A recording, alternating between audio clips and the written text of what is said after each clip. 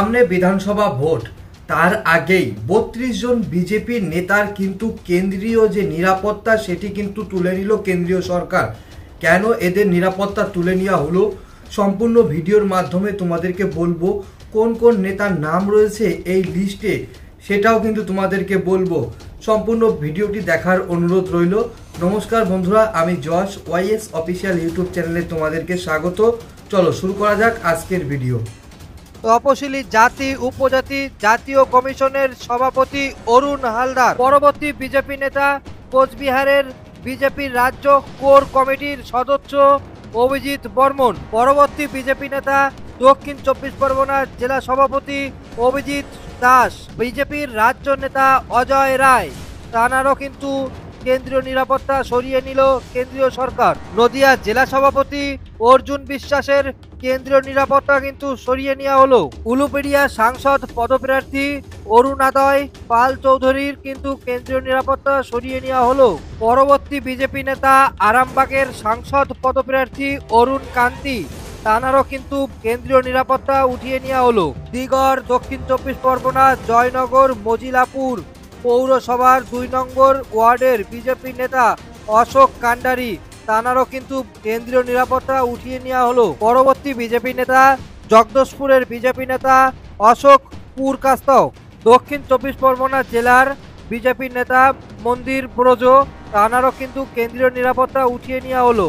পরবর্তী বিজেপি নেতা উত্তর দিনাজপুরের বিজেপি জেলা সভাপতি বাসুদেব সরকার, তাঁরাও কিন্তু কেন্দ্রীয় নিরাপত্তা উঠিয়ে নেওয়া হলো। পরবর্তী বিজেপি নেতা বিজেপির প্রাক্তন সাংসদ অশোক ত্রিকেশ, তাঁরাও কিন্তু কেন্দ্রীয় নিরাপত্তা সরিয়ে নিল কেন্দ্রীয় সরকার। বিজেপির রাজ্য যুগ্ম আহ্বায়ক দেবব্রত বিশ্বাস, তাঁরাও কিন্তু কেন্দ্রীয় নিরাপত্তা সরিয়ে নিল কেন্দ্রীয় সরকার। পরবর্তী বিজেপি নেতা ডায়মন্ড হারবার বিজেপি নেতা দেবাংশু পান্ডা, তাঁরাও কিন্তু কেন্দ্রীয় নিরাপত্তা সরিয়ে নিল। বিজেপির বীরভূম লোকসভা কেন্দ্রের পদপ্রার্থী দেবাশিস ধর, তাঁরাও কিন্তু কেন্দ্রীয় নিরাপত্তা সরানো হলো। দক্ষিণ ২৪ পরগনার বিজেপি নেতা দীপক হালদার, তাঁরাও কিন্তু কেন্দ্রীয় নিরাপত্তা সরিয়ে নিল কেন্দ্রীয় সরকার। বিজেপির রাজ্য নেতা জয়দীপ ঘোষ, তাঁরাও কিন্তু কেন্দ্রীয় নিরাপত্তা সরিয়ে নেওয়া হলো কেন্দ্রীয় সরকারের তরফ থেকে। পরবর্তী বিজেপি নেতা বিজেপির রাজ্য নেতা জীবেশ চন্দ্র বিশ্বাস, তাঁরাও কিন্তু কেন্দ্রীয় নিরাপত্তা সরিয়ে নেওয়া হলো। আলিপুরদুয়ারের প্রাক্তন সাংসদ জন বার্লা, তাঁরাও কিন্তু কেন্দ্রীয় নিরাপত্তা সরিয়ে নেওয়া হলো। বন্ধুরা, ৩২ জন বিজেপি নেতা নেত্রীর কিন্তু কেন্দ্রীয় নিরাপত্তা সরিয়ে নেওয়া হলো। পরবর্তী বিজেপি নেতা লোকনাথ চট্টোপাধ্যায়, তাঁরাও কিন্তু কেন্দ্রীয় নিরাপত্তা সরিয়ে নেওয়া হলো। মুর্শিদাবাদ বিজেপি নেতা নির্মল সাহা, তাঁরাও কিন্তু কেন্দ্রীয় নিরাপত্তা সরিয়ে নেওয়া হলো। রাজ্য বিজেপি নেতা নিত্যানন্দ চট্টোপাধ্যায়, তাঁরাও কিন্তু কেন্দ্রীয় নিরাপত্তা সরিয়ে নিল কেন্দ্রীয় সরকার। বিজেপির রাজ্য আহ্বায়ক পলাশ রাণা, তাঁরাও কিন্তু কেন্দ্রীয় সরকারের নিরাপত্তা সরিয়ে নেওয়া হলো।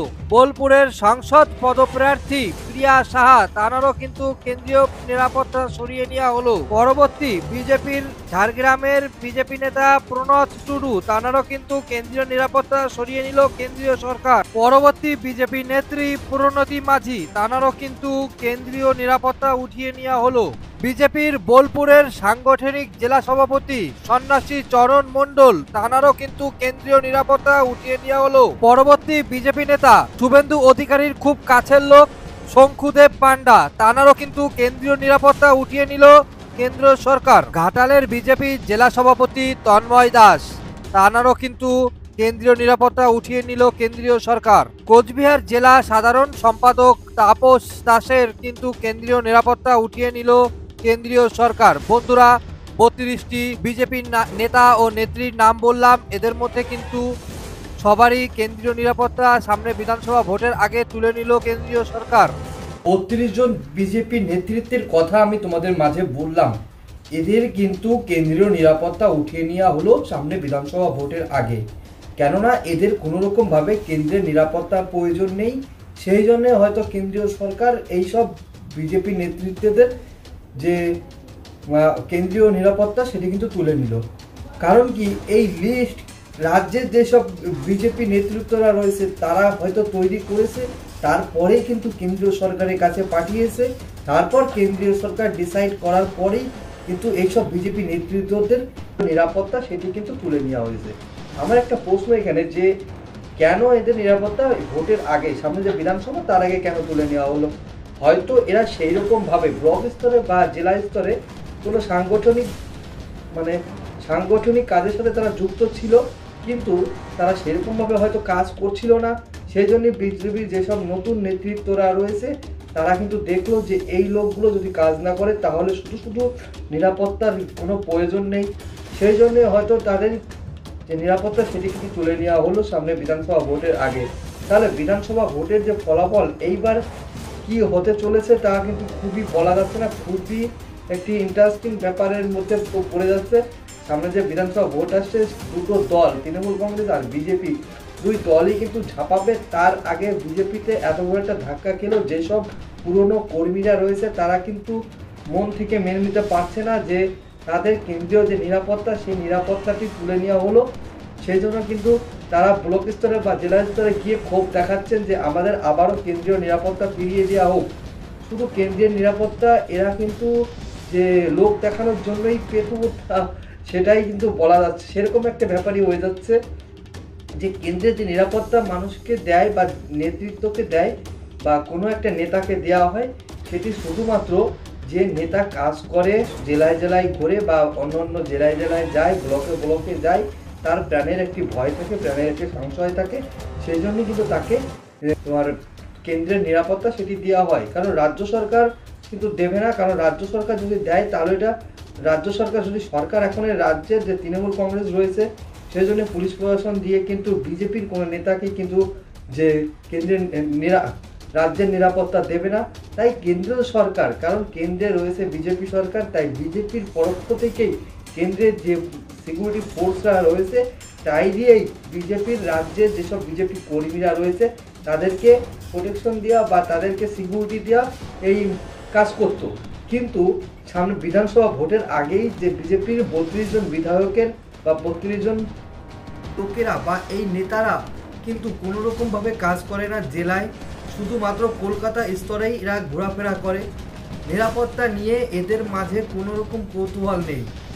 এরা কিন্তু নিরাপত্তা নিয়ে শুধুমাত্র লোক সমাজে দেখানোর জন্যই নিরাপত্তা নেয়, এবং এদের কোনো রকম নিরাপত্তা লাগবে কিনা সেটা কেন্দ্রীয় সরকার ঠিক করেছে। হ্যাঁ, এই নেতার বা এই নেত্রীর কোনোরকমভাবে নিরাপত্তা লাগবে না, সেই জন্যই কিন্তু কেন্দ্রীয় সরকার তুলে নিয়েছে এইসব নেতা বা নেত্রীর যে কেন্দ্রীয় নিরাপত্তা সেটি কিন্তু তুলে করে নেওয়া হয়েছে।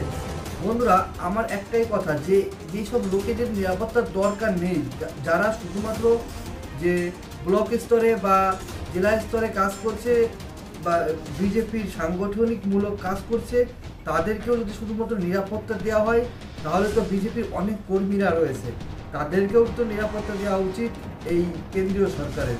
তাই কেন্দ্রীয় সরকার 2026 বিধানসভা ভোটের আগেই কিন্তু যেসব নিরাপত্তাগুলো রয়েছে সব কেন্দ্র বাহিনী দিয়ে তুলে নিয়ে অন্যান্য যেসব রাজ্যে বা অন্যান্য যেসব বিজেপি নেতৃত্বরা রয়েছে তাদেরকেই কিন্তু কেন্দ্রীয় সরকার আবারও কিন্তু যে নিরাপত্তা সেই নিরাপত্তাটি দিচ্ছে।